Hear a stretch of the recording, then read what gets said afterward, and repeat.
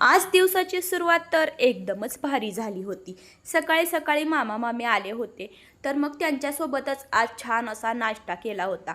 पण त्याची काय आता व्हिडिओमध्ये क्लिप मी घेतलेली नाही, कारण तेवढा वेळ पण नव्हता आणि माझ्या ते मेन म्हणजे लक्षात पण राहिलं नाही. नाहीतर कमी वेळ असला तरी सुद्धा एक छोटीशी क्लिप मी तुमच्यासाठी नक्कीच घेत असते. मग सगळ्यात अगोदर स्वयंपाक बनवून घेतला आणि हे पार्सल माझं कालपासून आलेलं आहे. पण हे काय मी अजून ओपन केलंच नव्हतं. पण खरं सांगू का, मला कालपासून भरपूर उत्सुकता होती की हे मी कधी ओपन करते आणि कधी एकदा बघते की कसं आलंय. व्हिडिओ शूटिंगसाठी अत्यंत महत्त्वाचं असं हे माझं पार्सल आहे. हे नसेल तर सगळं काम माझं अधुरं अधुरं आहे बघा. एकदाची हे आलं, एकदम भारी आलं होतं बरं का. तुम्हाला सुद्धा घ्यायचं असेल तर मी वर प्रोडक्ट टॅग केलेला आहे, नक्कीच घ्या, एकदम छान आहे व्हिडिओ शूटसाठी. आता नाश्ता केला होता सकाळी, त्याच्यामुळं जेवण काय लवकर करायचं नव्हतं. मग म्हणलं चला नवरोबांना थंडगार दही देऊया. मग त्यांना दही खायला दिलं आणि काल मी एवढी सगळी फुलं आणली होती म्हटल्यावर देवपूजा तर आपली आजची एक नंबर झालीच पाहिजे.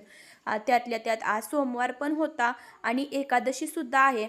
तर एकदम छान अशी माझी देवपूजा झाली होती. भरपूर कळ्या होत्या म्हणून त्या अजून पाण्यामध्ये ठेवल्या, म्हणजे उद्या उमलतील म्हणून.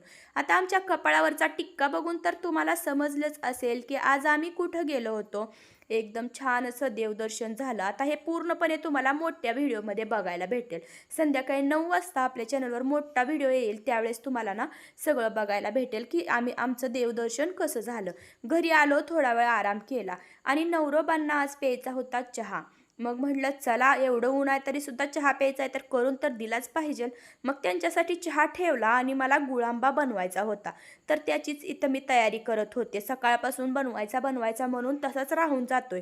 मग म्हटलं चला ऊन आहे पण आत्ताच बनवला पाहिजे. आणि आज आमच्या घरी ना नवीन फॅमिली मेंबर आलेला आहे, जो की गरमीसाठी अत्यंत महत्त्वाचा आहे.